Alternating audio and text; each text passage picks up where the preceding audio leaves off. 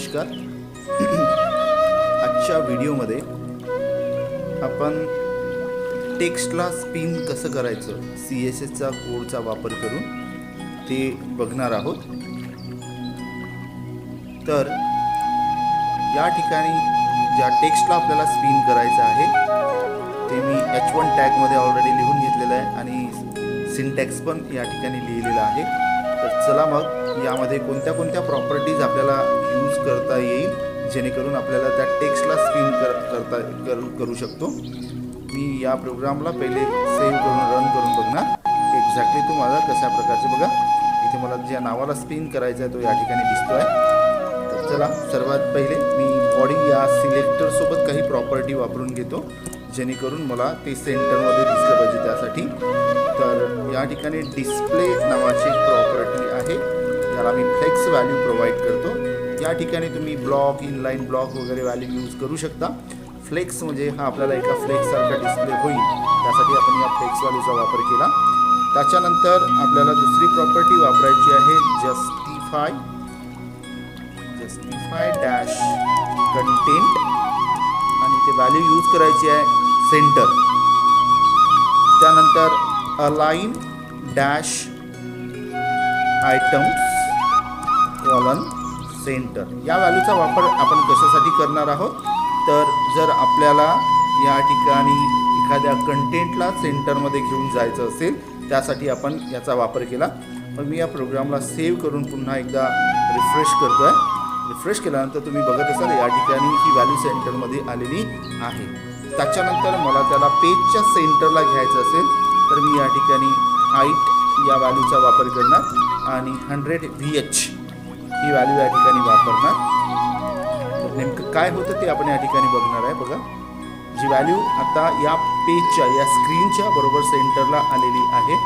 त्याच्यानंतर आता हे आपण VH का बरं यूज केलं कारण VHला आपण जनरली त्या ठिकाणी पिक्सलमध्ये ती व्हॅल्यू यूज करतो. VHला यूज करण्यामागचं रिझन आहे की हाईट विल बी सेट 100%.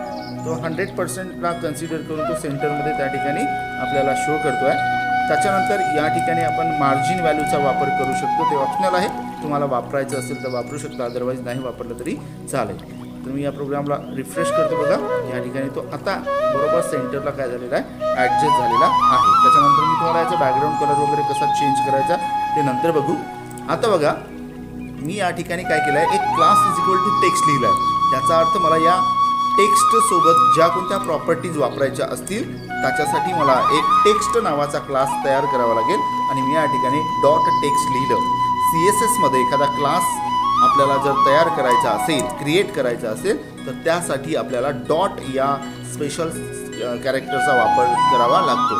तर आता बघा या ठिकाणी जी टेक्स्ट क्लास मी तयार केला तर याच्या आतमध्ये वापरलेल्या ज्या काही प्रॉपर्टीज असतील त्या सर्वच्या सर्व या पर्टिक्युलर अल्फाबेटला किंवा त्या टेक्स्टला अप्लाय केल्या जाणार. आता कोणती प्रॉपर्टी तर सर्वात पहिली प्रॉपर्टी मी या ठिकाणी वापरतो फॉन्ट डॅश साईज.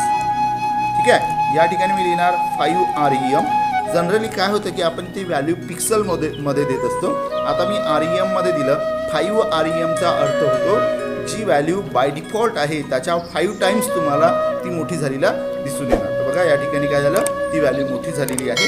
त्याच्यानंतर मी H1 टॅगमध्ये तो वर्ड लिहिला त्याच्यामुळे तिथे बोल्ड वगैरे घ्यायची काही मला गरज नाही आहे. तिथे जर घ्यायचं असेल तर फॉन्ट डॅश वेट नावाची एक प्रॉपर्टी आहे. याचा वापर करून तुम्ही बोल्ड हा इफेक्ट त्याला देऊ शकता. बट आता आउटपुटमध्ये आपल्याला तो काही दिसणार नाही कारण H1मध्ये ऑलरेडी आपण त्याला लिहिलेलं आहे. त्याच्यानंतर बघा इथे लिहिलेले अल्फाबेट हे स्मॉल लेटरमध्ये आहे आणि मला ते कॅपिटलमध्ये कन्वर्ट करायचे आहे. तर त्यासाठी मला एक प्रॉपर्टी वापरावी लागणार आहे टेक्स्ट डॅश ट्रान्सफॉर्म आणि व्हॅल्यू द्यायची आहे अप्पर केस. आता ही व्हॅल्यू अप्पर केस यूज केल्यानंतर हे जे स्मॉल लेटरमध्ये आहे ते आपल्याला कॅपिटल लेटरमध्ये कन्वर्ट झालेलं दिसून येणार. आता मला काय करायचं आहे या टेक्स्टला ॲनिमेशन द्यायचं आहे म्हणून माझ्याकडे ॲनिमेशन नावाची एक प्रॉपर्टी आहे आणि ती प्रॉपर्टी मी या ठिकाणी यूज करणार. ज्याला ॲनिमेशन द्यायचं आहे त्याला एक नाव पण द्यायचं असतं. मी त्याला स्पिन नाव देतो 4S. तर 4 सेकंड ही व्हॅल्यू आपण या ठिकाणी वापरली, जेणेकरून तो 4 सेकंदापर्यंत असा मूव्ह होत राहील आणि कंटिन्यू मला करायचं आहे. तर इन्फिनाईट या व्हॅल्यूचा वापर मी या ठिकाणी करणार आहे. इन्फिनाईट व्हॅल्यूचा वापर आपण केला आणि इथे सेमीकोलन वापरणार. त्याच्यानंतर ज्याला ॲनिमेशन आपल्याला द्यायचं आहे त्याच्यासाठी एक कीफ्रेम आपण वापरणार. @कीफ्रेम स्पिन कर्ली ब्रॅकेटमध्ये आपण लिहिणार आहे. जर 0% मध्ये याची मुवमेंट होईल तर ह्याच्यामध्ये आपल्याला वापरायचं आहे ट्रान्सफॉर्म रोटेट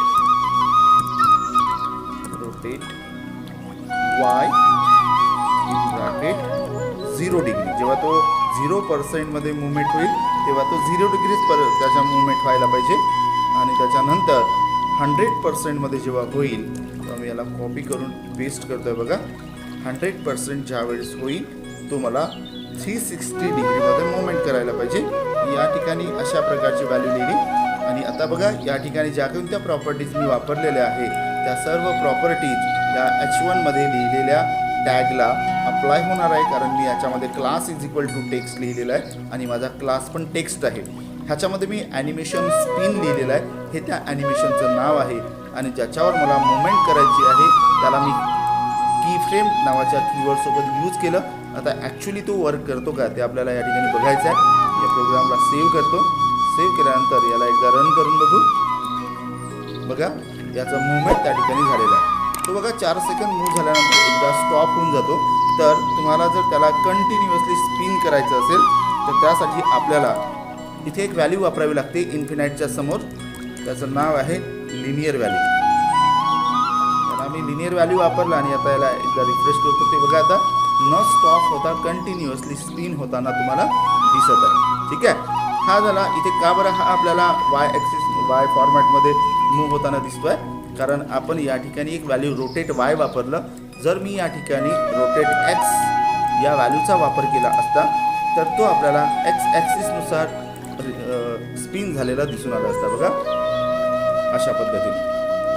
ठीक आहे. तर तुम्ही या मेथडचा वापर करून त्याला काय करू शकता, रोटेट करू शकता. आता थोडं याला डेकोरेट करण्याचा प्रयत्न करू आपण.